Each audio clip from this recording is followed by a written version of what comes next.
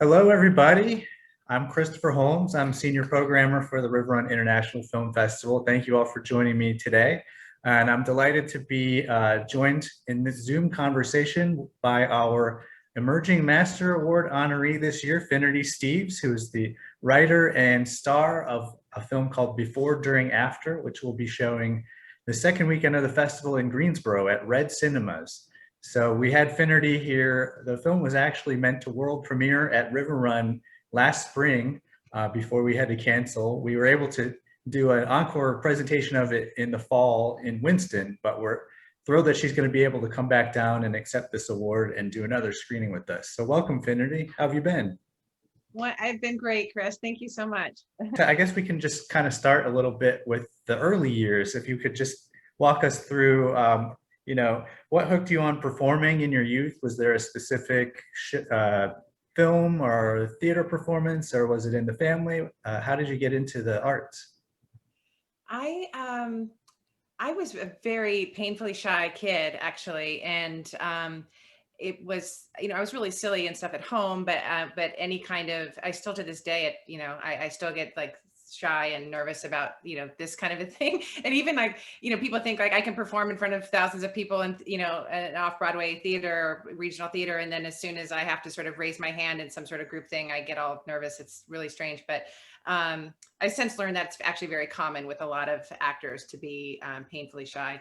But my mom talked me into taking a speech and drama class in junior high to try to get over my shyness, and I loved it. I mean, at first I was horrified by it, and I remember we had to do this pantomime exercise, and people were laughing, and I was forgetting like where the cake pans were and all that. And I think to this day, that sort of is my favorite, since like that ended up shaping the kind of humor that I love.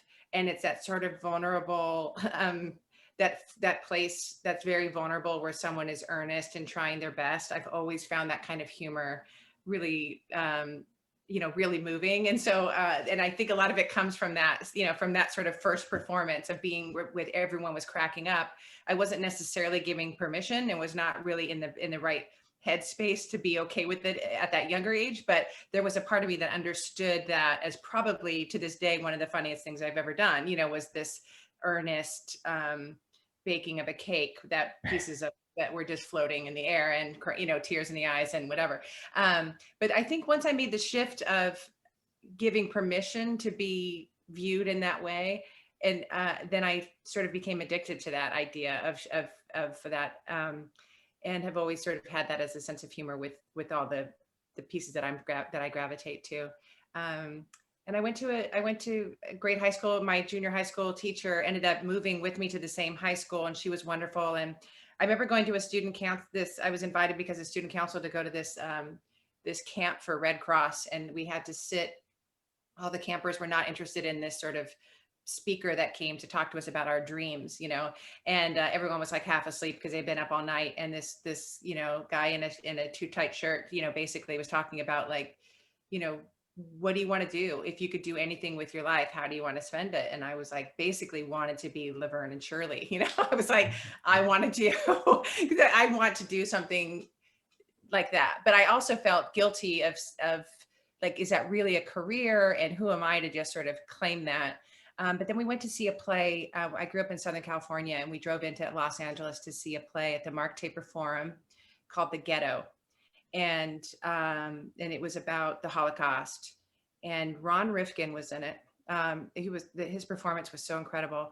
And I gasped. I actually like yelled out during the performance because it was so powerful.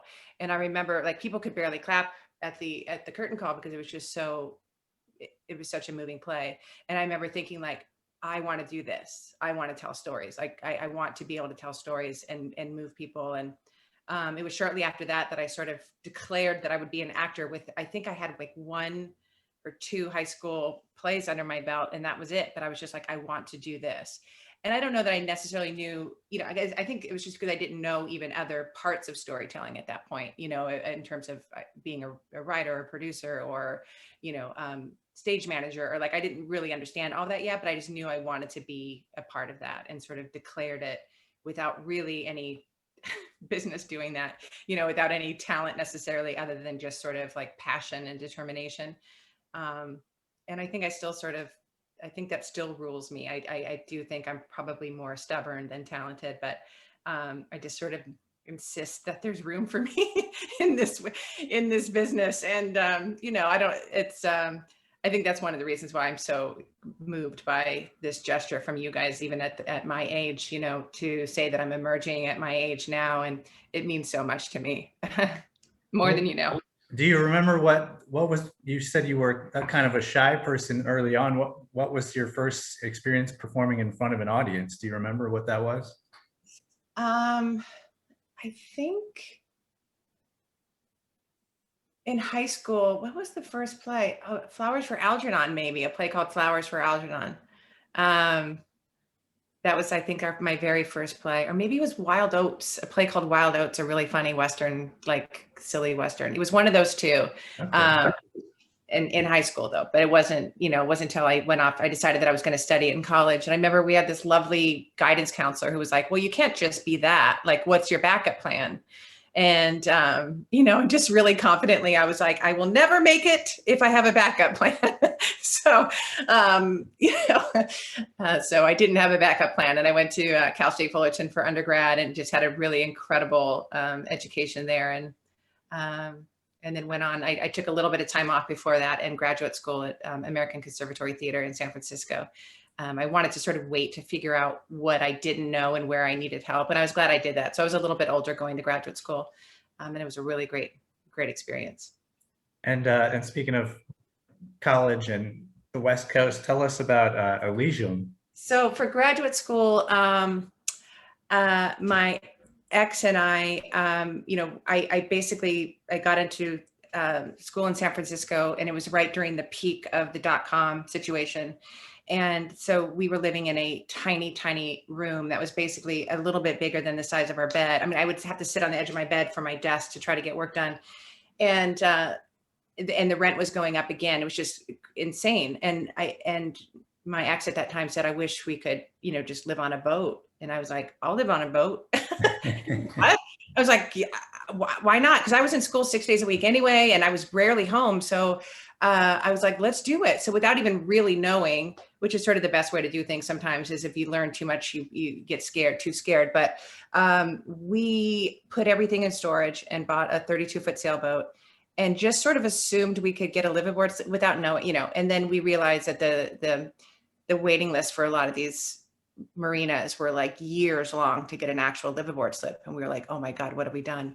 And then somehow like a bunch of things fell into place. And so that was our home for 3 years. We lived on a 32-foot sailboat named Elysium. And it was an incredible experience. It was a really, really great time to be in the San Francisco Bay. We lived actually in Alameda across the way, and it was great. Yeah, and a little bit of foreshadowing there for people who've now seen before, during, after, I think. Yes. Yeah. That was my introduction to that. Because my ex did grow up sailing. I did not know a thing about sailing. I at that point, I moved on a boat without ever really knowing what that meant. I think too, because I felt like his life was a little bit on hold by supporting me going to school, that I was like, this would be amazing if we could both be growing during this time and happy during this time, and not like life on hold. So it was a fun, adventurous time. Sounds like it. Now tell us a little bit about the transition from the West Coast to the East Coast and moving to New York City, and kind of, was there a point where you felt like the gears finally meshed once you were established on the East Coast, or was it more of a gradual process getting involved with things? Yeah, one of the great things about going to, one of the really good schools like that is you do have these sort of showcases, and there is a wonderful, there's no guarantee by any mean that you'll like land with a good agent or anything, but there is just an easier pipeline, in terms of like getting in front of people. And so we did our little showcase in New York and LA. I was one of my classmates that was pretty sure we were doing LA, because that's where I grew up in California and we had the sailboat. So our thought was that we would just move south on the boat. And then when we met with agencies and stuff, I just sort of realized like there was much more interest in New York, and just, as a generalization too, New York is much more theater and character actors, and I mean, it's a definitely like a generalization. It's not like um, um, we were joking that like all the gorgeous classmates were going to go to LA and then the rest of us would, but that, that's just sort of when you're younger too. And that's sort of what LA is kind of, known for in a way. But I was excited actually about going there. And then I had much more interest here from agents, and it felt like I was supposed to be here. And I've just always loved New York, even though I miss family and the sunshine and everything in California, but I've just always felt like I could be me here, and that I didn't have to feel like I should be. And maybe just because I grew up in Southern California, that I had a warped sense of what the business would be there. But I just felt like in New York, I could be a character actor. I could be, myself, and play different roles. And it felt like the right home for me. So that was a challenging time, in my marriage at the time too, because I don't think that was necessarily part of his plan for us to move to New York City. So, so that's a little bit in the film too. Yeah, for sure. And I see in your bio, you mentioned The Sopranos as one of the first kind of calling card parts that you got. Was that a moment where things really started to turn and get you enmeshed in the TV world? Yeah, I was such a huge fan of the show. And there was, I had lucked out, I think before that, doing a couple of small little commercial stuff that I was not planning on and doing, but yeah, that sort of securing that role felt like it sort of justified even like the years of graduate school. I don't know, there was something so satisfying. It was a very small role, but it was just to be a small, tiny, tiny, tiny piece of a cool puzzle like that was really, for me, I almost felt like it was just, there was something that felt like it was worth it, like all the work, that it's sort of like, this was what I dreamt of. I always felt like I was a pretty lucky person. And I just hoped that at some point that luck would meet up with me. And I just wanted to be, it was one of the reasons why I went back to graduate schools. I wanted to trust that if I was, lucky enough to be lucky, that I would be prepared to do well if it came. And so that was one of those moments for me where I was like, oh God, this is, and just not just the shooting of it, but I got to be a part of the table read. And, that my agent called and said, they're wondering if you're available to go for, out to the Queens for a table read, and just sitting there with that incredible cast around a table, and signing the little NDA that you're not going to talk about the stuff ahead of time. And, watching Edie Falco and James Gandolfini do their thing across the table was something I will never forget. It was incredible. Yeah. And then, and looking at, again, through some of your earlier screen credits, there's Bored to Death there's Louis, there's Francis Ha, the Noah Baumbach film. It seems like you're sort of gravitating, and you mentioned earlier your affinity for comedy. Was that a function of luck, or were you kind of putting yourself in the position to get more comedic roles? Or it's funny now that I didn't really think of it that way, but you're right. I think with being a theater actor, like a lot of the work that I would do in regional theater was a lot of drama and stuff too. But with TV and film, it was definitely that rub of, I used to kind of not curse it, but it was a little bit of a bummer that I kind of had this like, salt of the earth, earnest mom thing going on, that I was like, oh, why can't I be seen sort of outside of that? But as I got older, that rub of that against, it turns out that like dorky mom in a funny, funny sexual situation or whatever, like that's kind of funny. And then it ended up being, later on that ended up being kind of my bread and butter of like, oh, she seems really sweet and earnest, but she's really a Russian spy or whatever. Really, like that sort of became my thing that I did. And, for that, but it was so fun and so satisfying. But it is a little being a smaller, like when you're a character actor and you come for the day or come for a couple of days, it's really thrilling. But I was also just I was really hoping for the days that I could really settle in, and not where the leading energy wasn't like, don't screw this up, get the ball over the plate for the fancy people, you know, and just really feel like I could do the work, you know, and not have like, wait, who's in charge of that? And, oh, thank you. And where do I go? And that kind of energy is, when you're on set for one day or a couple of days, is like exhausting, you know. And I'm like, I can't wait for the day that I can just be like, hey, Natalie, hey, Joe, hey, and, like, you know, I eventually have been able to do that recently, not till recently, but it's something that as a producer, when I had people coming on and helping us for the day, I made sure that they were like, don't worry about don't worry about the words, especially since you're acting across the writer, you know, like let go of that, just have fun and be in this scene, and don't worry about sort of that energy of that day player energy is exhausting. You know, it's fun, but it's a little bit like, you know, it's just consumed with more of a fear of messing up as opposed to really lending your talent, you know? Sure, yeah. And parallel to that, you're also doing a ton of theater, and a few of the ones you had mentioned as high points where you were in Lost in Yonkers. You did that show 3 times, is that right?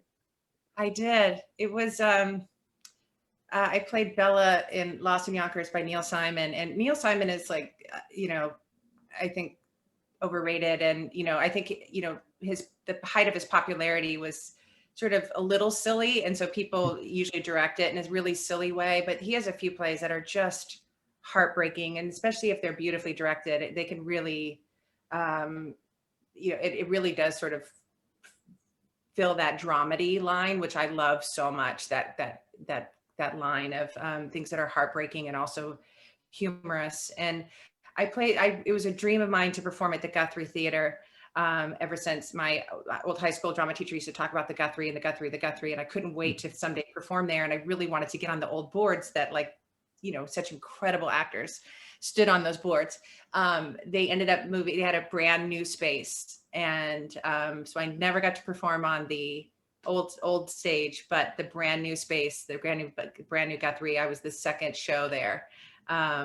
So that was neat to be a part of that first season. You know, that was just a dream of mine to work there, and had an incredible experience. And then a couple of years later, they were doing it in New York off Broadway, and I really wanted to play the role again. I just loved it, and was lucky enough to play that. That was directed by Jen Thompson, who is a dear friend of mine and actually married to Stephen Kunken, who was one of the directors on my film. So that's sort of how. And then after that second time, shortly after, I would say it was maybe 3 or 4 months later, a theater in Toronto, Jewish theater in Toronto, they lost the woman playing my part. Her husband died overnight, like in a tragic accident, suddenly. And they had just started their run, and they were not in a position to close the show. And so they said, would you get on a flight tonight? And I was like, yeah, yes, I can. So I literally packed a bag and ended up being a flight early the next morning. And I think I had one rehearsal, and the cast was incredible and so heartbroken. They were dear friends with, obviously, with the gentleman who passed away also. And it was just a surreal situation where I was playing a role that I sort of knew well, but then everything was different, and the set was different, and the people were different. And we went on, I had like a rehearsal and a half. And suddenly I was, you know, in a different city. It was sort of like a you know, like an actor's dream where nightmare / dream, where you're like, but the character is this beautiful role, and she's a little bit, you know, she gets a little messed up, like she gets a little ditzy in terms of like where things are. So it totally worked if I went to run for the door this way and the door is actually that way, and if I try to open it, you know. But that was an incredible experience also, and I was so grateful that I was able to do that. And after, you know, that's what I love about the theater community. People are just so resilient, and I'm close to that actress to this day and feel like a special closeness to her. And talk a little bit too about another production, The Shape She Makes, that you were in, which she actually won the Elliot Norton Award for. It looks like a little bit more of a fusion of kind of dance, movement, and drama, which was that something that you had a lot of experience with, or was that a new leaf that you were turning over? Yeah, to be honest, I normally don't. I would not normally be drawn to something like that. I'm usually, if something, my favorite kind of shows usually are sort of, where it feels like you're kind of peeking in the blinds and really sort of truthful, small, documentary style theater in a way. And this was larger than life, but it was one of the most, if not the most incredible play I've ever been a part of. And Jonathan Bernstein and Susan Meisner are just these incredible, they're a couple, but they just created this piece that was otherworldly. I don't even really know how to describe it other than it was all movement. And the end of the play, I played the lead character who is very obese. And the reason they originally were looking for a larger actress, but they had these images of being able to lift her in certain moments and do these things that they felt for safety reasons that they needed to use, it's a smaller actress to be able to do that. But it was absolutely incredible. And my character comes in late. It's a 3-sided space, and my character would come in late and interrupt the play in a way. And so the woman who's talking sort of gets distracted by my character coming in. It's like, oh, sorry, come on in. And it's like, and the audience stops and watches me come in. And then it's not till the play starts that you realize, oh my God, this play is about her. And it was just an incredible, we did it at ART in Boston or in Cambridge. And the final speech that I had, I would literally have to hold for sobs. It was like that, it was that moving of a piece that people were audibly sobbing.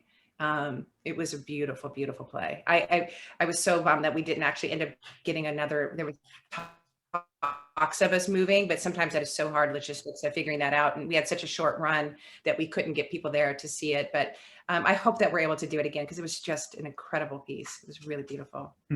Have you done anything similar to that since, or are you seeking out more like that? Or I would love to do, I mean, it was that was just an incredible role. I would love to do something like that. I mean, the dancers, I was the only sort of non-dancer in the piece, but I will say a lot of Susie's movements are not like typical dance. It's all sort of like, at one point the dancers become the refrigerator and actually become her obsession. And like, so they do all this just incredible movement, like the kind of like pedestrian stuff that's just, but also so gorgeous and sometimes grotesque but not typical dance.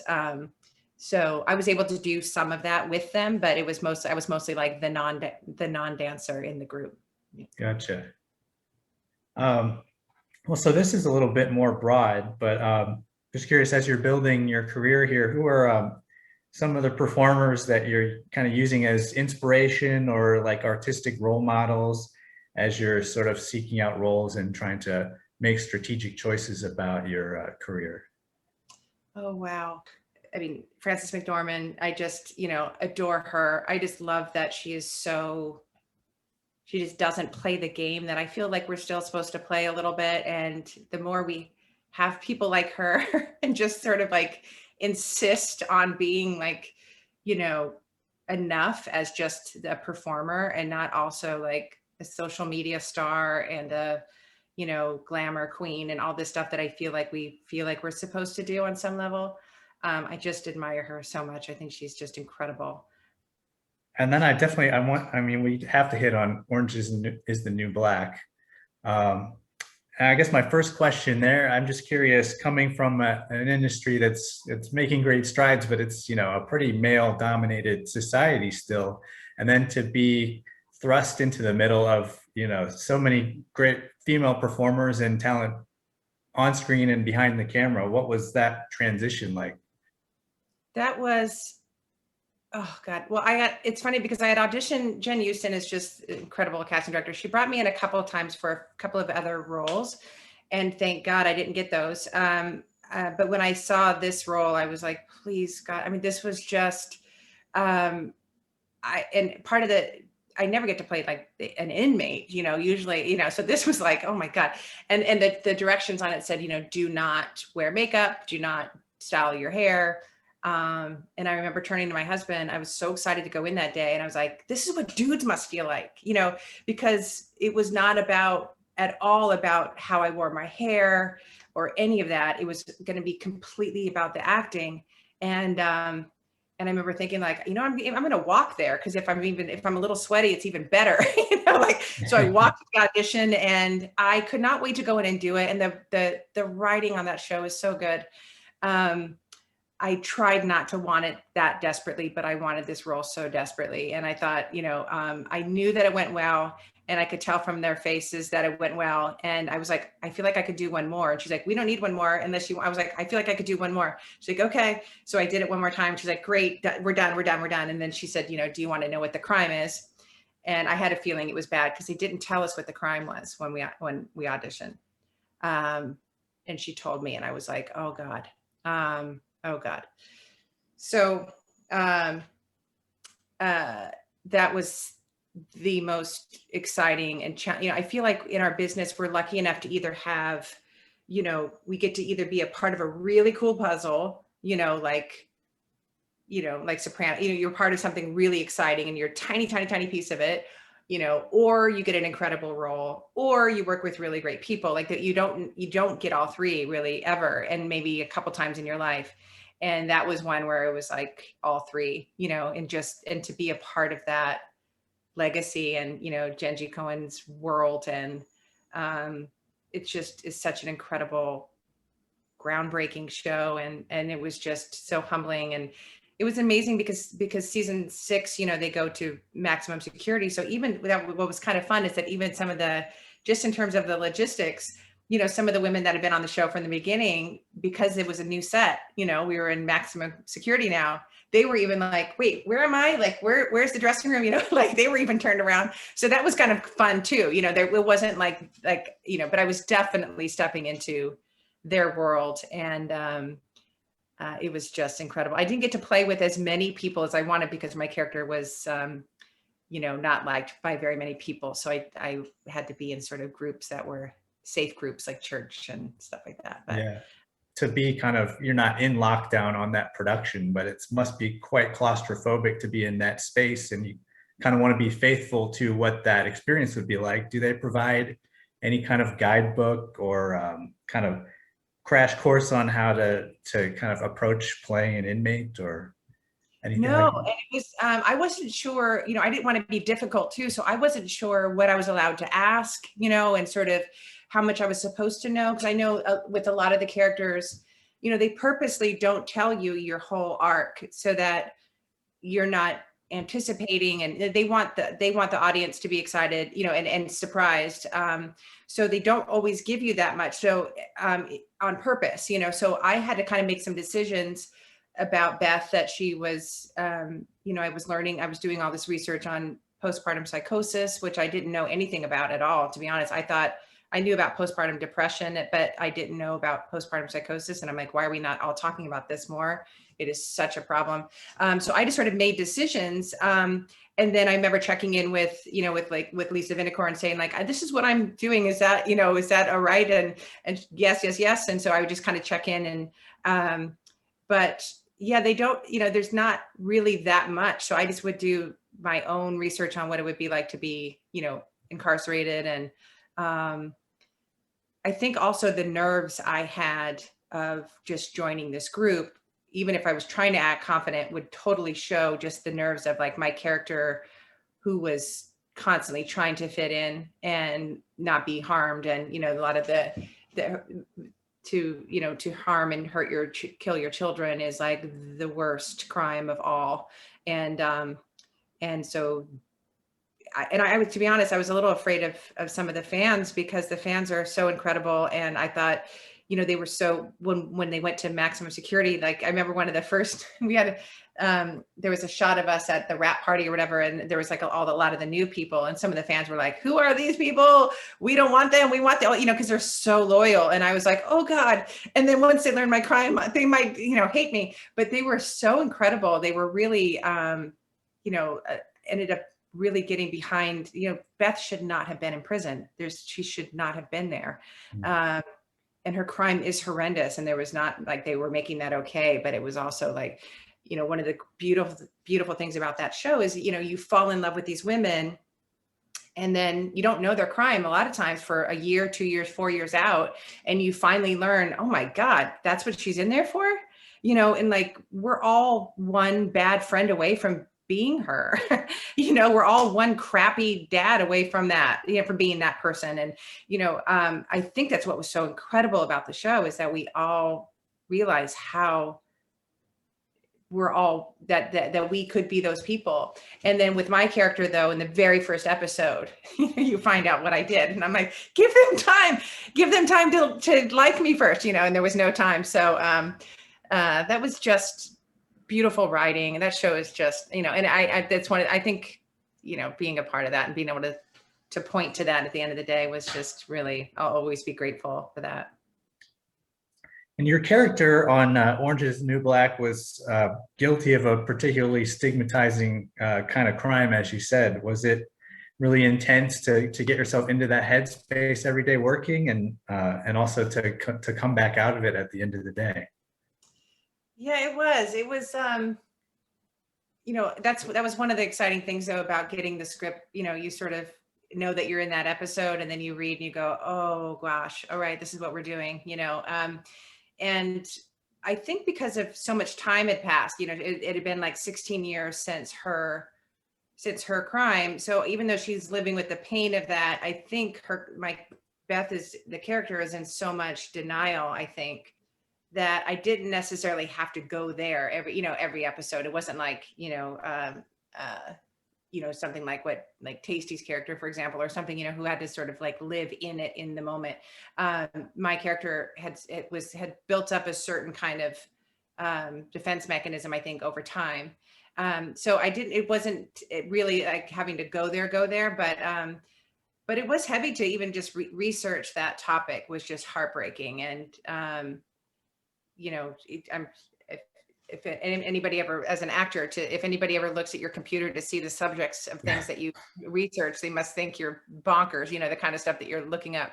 But yeah, that was just a heartbreaking thing to have to sort of to live in, but as an actor, you do understand how to, you can leave it behind, you can figure out how to do that. And there is something healthy about, the headspace that you're in is more leading up to it. And there is some sort of release that happens once you're able to kind of like feel like you did what you wanted to do, what you set out to do. So it doesn't necessarily feel like you're bringing that home. For me anyway, that's, but I just read some really incredible books on this subject. And, it takes a lot of courage for people to talk about that, because there's just so much shame around it. And there really should be more support. It's been a little bit of time now, so I don't have the statistics, but the numbers are pretty high of women who are experiencing postpartum psychosis, and it should be something that is definitely talked about more. And it usually comes out of desperate love, for their children. It's not like what you think. A lot of times they say too that a lot of times it's not always the case, but if the woman has had a history of like being bipolar, that there's a higher chance of having an episode. But it's just heartbreaking that these women who love their children desperately and, are hearing voices and they think they're protecting their children sometimes from like the devil or something. And it's just heartbreaking. It's not like just cold blooded. It's something that we should be discussing, I think, more, for help for women, because there is just such shame around it. So, yeah. Well, I'm also curious if kind of the magic of that show and the talent around it and being around them every day, was that something that pushed you to want to take kind of more control and ownership over the types of performances and roles you take, and get into the writing game with before, during, after? Yeah, is that a catalyst there? A little bit. That was actually more after, because we'd already written and shot the film. Okay. But yeah, we'd already done that. But roles like, I will definitely say, I mean, just seeing that show before I was even a part of it, just seeing it. I remember even talking, with girlfriends, other women in the business, that were all like, it's, to watch that was just like, this is what we said we wanted, right? We wanted to be able to see real women, and here they are. And it was just so thrilling. And to have stories about something other than the typical people we follow for 90 minutes over and over and over again.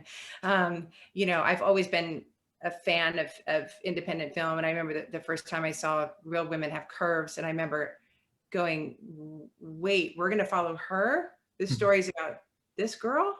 That was mind blowing to me. And I've always just tried to trust that, that even as an actor, that is, a regular person, but like, could we follow a character like me, that looks like me for 90 minutes? And that's what so films like that were actually super inspiring to me and documentaries also. I think that's why documentaries are so popular. And I wish this sort of narrative world would understand that there's a reason we're so drawn to documentaries. It's because people look like people and they talk like people, and they're most multifaceted, and they're not just sort of like reveal something on page 3 so that they can recap it by the certain page. And yeah, so that's just why I hoped that I could do it. I mean, it was something that when I wrote it, I didn't necessarily think it would ever be made. I think that was the only way I could have the confidence to try to write something that was so personal. But then once I wrote it, I kind of couldn't imagine. I felt like I had to either direct it or be the lead. I couldn't do both. My kind of acting style, I don't really watch myself very well. So I knew that I wanted to either direct it or play Jenny, Well, that was another question I had in terms of if you were ever tempted to direct, but talk about that dynamic on set, having two really talented directors behind camera and then yourself as a creative on camera at all times. Was that ever a difficult push-pull, or was it a pretty easy, fluid relationship? It was really incredible. I sort of can't believe it worked out. They came to me separately, Jack Lewars and Stephen Kunken. They're just incredible, talented men. And they came to me separately to possibly direct. And right away I was like, I feel like you're both supposed to do this. They'd never met before. And it was just like everything in my gut was like, I think you're both supposed to direct this. And so when I mentioned that to them individually, they were sort of like, it's because it really is a director's medium. And that would be, so I don't know that they didn't say no, but they were not necessarily excited about it.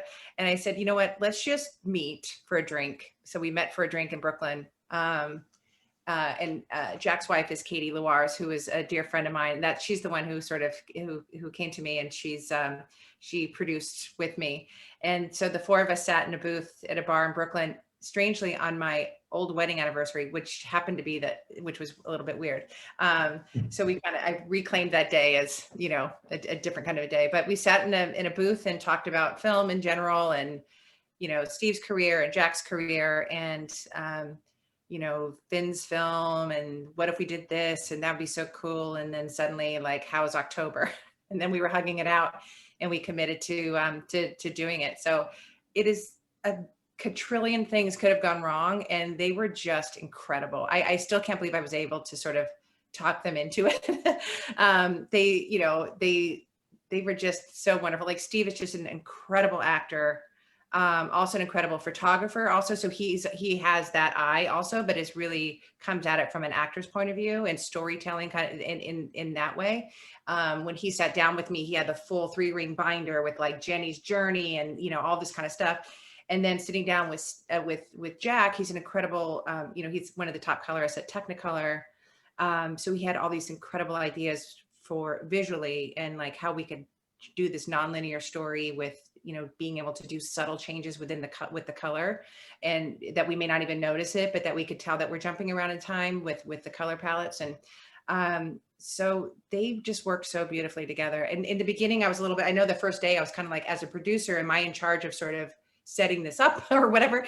And they were I think initially they thought, that Jack would sort of be more like in crew, and camera, and that Steve would be more working with the actors, but they all just sort of seamlessly overlapped in a really great way. Fellow actors were sort of like at first kind of like, how does this work? I'm like, you'll see. It worked. I don't know how. And it might be one of those things that I do appreciate now, but I have a feeling I'll appreciate even more as I do other projects. That was just an incredible, I knew that they were both great guys with very little ego, even though they're just incredibly talented. So I just, as people, I knew that they would be great to work with as humans, and great people separate from their talent. And I just somehow lucked out. And it really was like the four of us that were like the core team in the beginning, Katie, Jack, Steve, and myself. And which really, it does take that many people when you don't have time or money, you really do need good people. Absolutely. And talk about are there some specific things you can mention that, I know it's a largely autobiographical script, but talk about things that came out of the synthesis of that many creatives that kind of maybe changed an aspect of your character or made you approach it in a way that you hadn't thought of. Yeah, that's what was so wonderful, is having them, initially Jack was so great too, because he was kind of like, because it was a nonlinear script, he sort of said, I don't know why this works, but it does. There's like a little bit of magic in there in what you've written in terms of jumping around in time that I can't put my finger on. And I don't want to, they were like, don't want to mess with that. They're like, it's something that they can't even say why they understood it.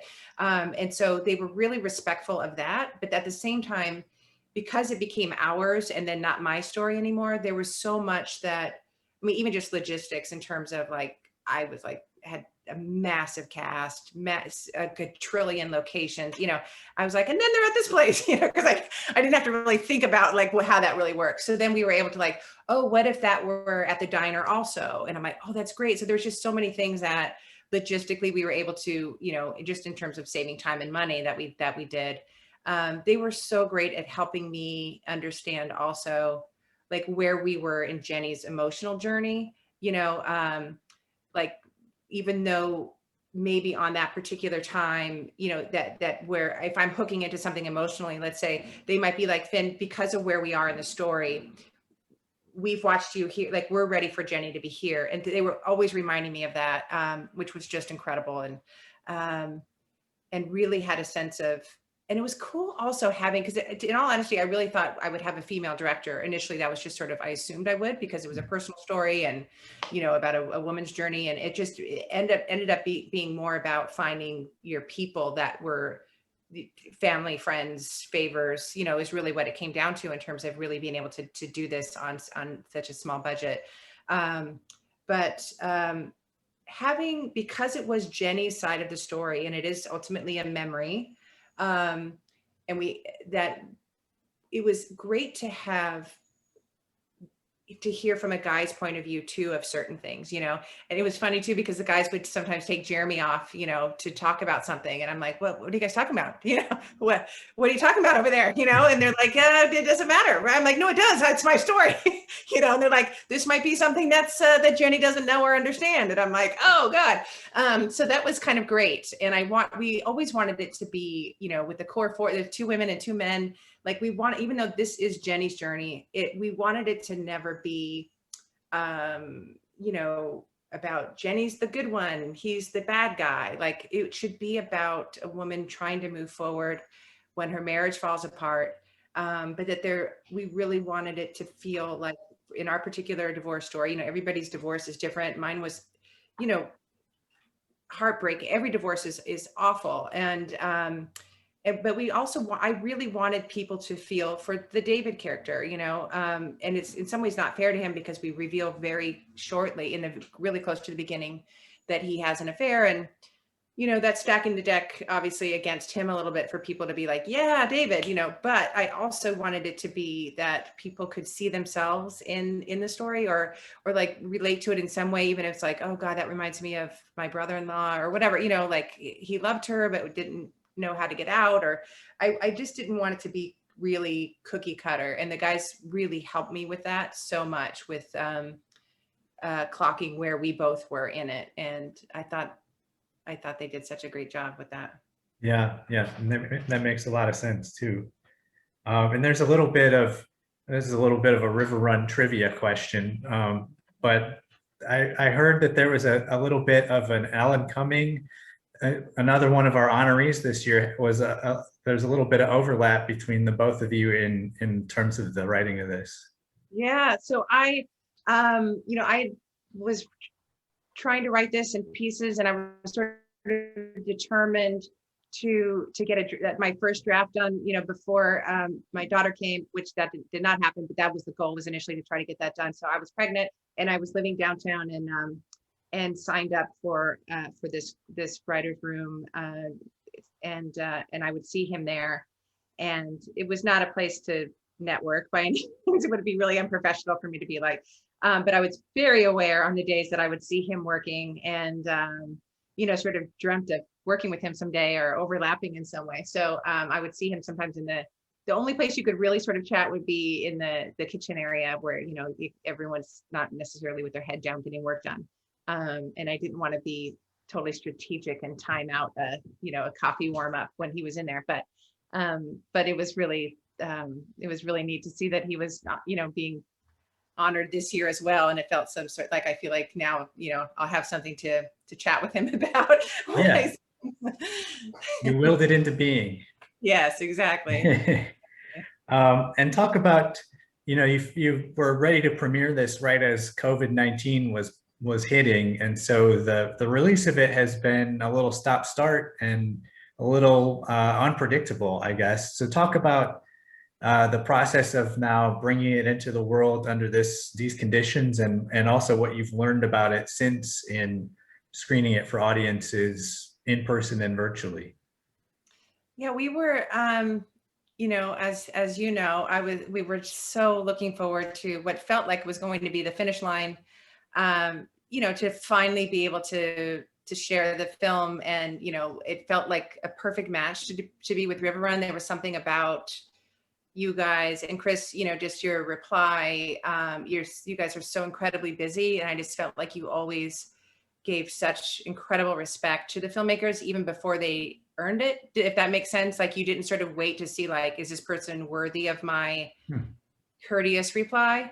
I really, really appreciated that. And it meant a lot to me that you were just sort of like immediately just sort of writing back. And just as a fellow filmmaker, and I know what that's like, just to have a courteous, like, looking forward to viewing it. Like, there's no promise. It's just like, and that means so much. And that kind of thing, I think, goes a very long way. I think it's so easy for people to sort of say, like, wait, I'll wait and see whether you're worthy of my energy and time and respect. And you guys just were incredible that way.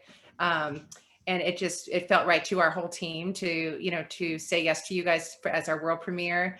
We were so looking forward to it. And, nails were done and hair was dyed and outfit picked out. And I know it was just heartbreaking for you guys as well. Cause, I kept thinking too, that as a filmmaker, like, my film itself was still untouched, like the art itself, even though the sharing of it was halted. I just kept feeling for you guys, for you and Mary and Rob and your whole team, that worked so hard and put together this like, so much work. And that is your art, that is like the work that you guys do to put together a beautiful season. And for that to have sort of crumbled, I was like so heartbroken for you guys in a way that I had not anticipated, because I thought, like, I can at least pick up the ball and go someplace else, but yours was sort of crushed. And you still found space to be available to us, and without overpromising anything, saying we will try to make good on this. And it meant so much to me. And it just so that fell through. But and even from the beginning, you guys were like, whatever this means, if you want to use our laurels, use them. If you don't, if you want your world premiere to be someplace else, whatever this means, and it was the only good thing that came out of this as a first-time filmmaker, not knowing this world at all. What was really difficult is we had to say no to some wonderful festivals that were going virtual right away. And it just didn't feel, we were like not sure what to do. And we thought, do we want to do a world premiere online? We weren't sure what that meant. There were so many mixed, I like have all these screenshots of things that are, that you go on these different news sites or whatever that would say, don't do it. It's death to your film for distribution if you do it. And then some people are saying, are you kidding me? And so then, as a first time filmmaker, I had no idea what to do. But the only good thing was that even people who had 40 films under their belt did not know what to do.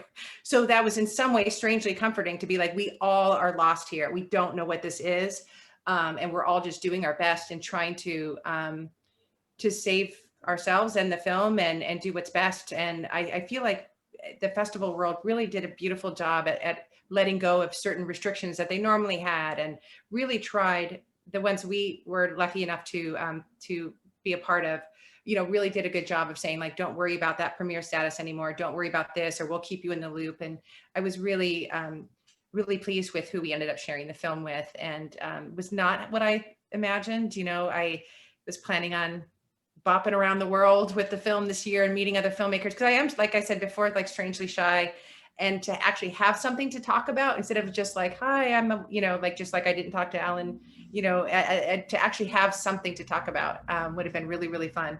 But out of that came these intense relationships. I feel like the relationships, and maybe it's just, this is my first one, but it feels like these relationships are incredibly intense, and it feels like these will be forever relationships that will be, in our 80s, sitting on a stage somewhere in the country talking about, this year. But was really grateful with the festival run that we had. We decided to only do 6 so that it was just smaller, because we were afraid at that time of, what they were saying was like online fatigue of, not, and so we ended up with having a great deal with Gravitas Ventures for US and Canada, and we are just announcing our international deal.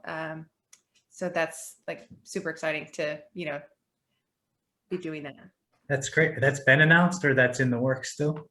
Yeah, we're getting ready to announce that. Yeah. Oh, okay. Maybe we can scoop it when you're down here, hopefully. Okay, that would be great. That would be great. Yeah, because we have a title and everything, so it's yeah. Cool. Well, I wonder if I can announce it. I can say, because they're technically going out, so it's with Artist View Entertainment. Okay. And for the rest of the world, and they've changed the name for international. They were concerned that before, during, after would not necessarily translate for a lot of different things. So they've changed the title for outside of US and Canada, will be called Navigating Love. Okay. And so they're going out right now with that. So nice. That's awesome. Very exciting.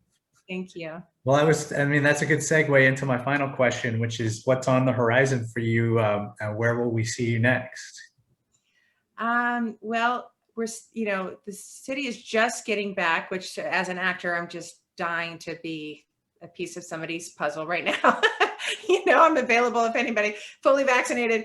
And as a writer, I'm so excited now to find, I couldn't quite create the heart and headspace to write until I felt like I was able to really let this one go. So now that we officially have distribution, I feel like that is finally opening up. So I'm writing a feature, and I also am partnering with a dear friend on a pilot, and even doing some commercial idea stuff too. So I finally feel like I'm able to do that. And I did, like I said, I felt a little guilty, like I was cheating on this film if I was not actually seeing this one through. So now that now that it's out, I'm like, can't wait to sort of jump in on these other projects. Yeah, absolutely. I know exactly where you're coming from. Well, by the time our audience sees this, I think you'll already be down here, but I'm very much looking forward to your visit. Can't wait to do the screening when you're here in town. And I just want to thank you so much once again for taking the time to sit down with me, and congratulations on being our 2021 Emerging Master Honoree.